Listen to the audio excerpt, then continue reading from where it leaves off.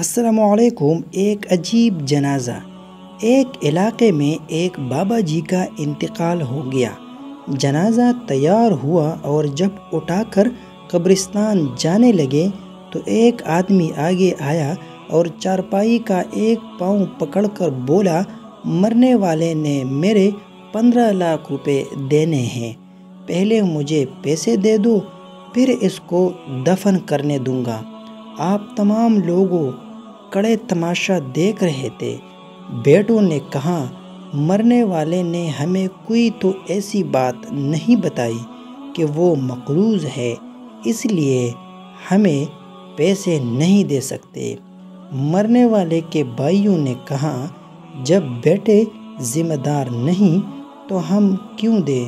اب سارے کڑے ہیں اور اس نے چارپائی پکڑی ہوئی ہے۔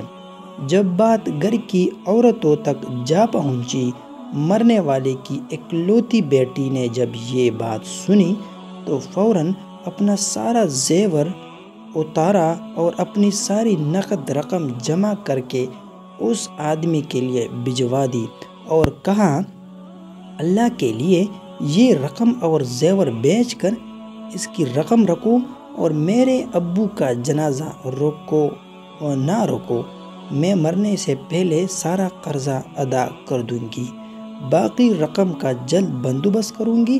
اب وہ شخص کھڑا ہوا اور سارے مجمع کو مخاطب کر کے بولا، اصل بات یہ ہے کہ میں نے مرنے والے سے 15 لاکھ لینے نہیں بلکہ اس کے 15 لاکھ دینے ہیں، اور اس کے کسی وارث کو میں نہیں جانتا تھا، تو میں نے یہ کھیل کھیلا۔ اب مجھے پتہ چل چکا ہے، اس کی وارث ایک بیٹی ہے اور اس کا کوئی بیٹا اور کوئی بھائی نہیں۔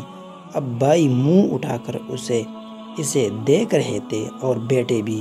محترم دوستو، جن کی بیٹیاں ہیں بہت خوش نصیب ہے، لہٰذا بیٹی کی پیدائش پر خوش ہونا چاہیے۔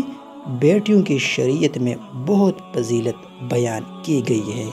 جزاک اللہ۔ اللہ حافظ۔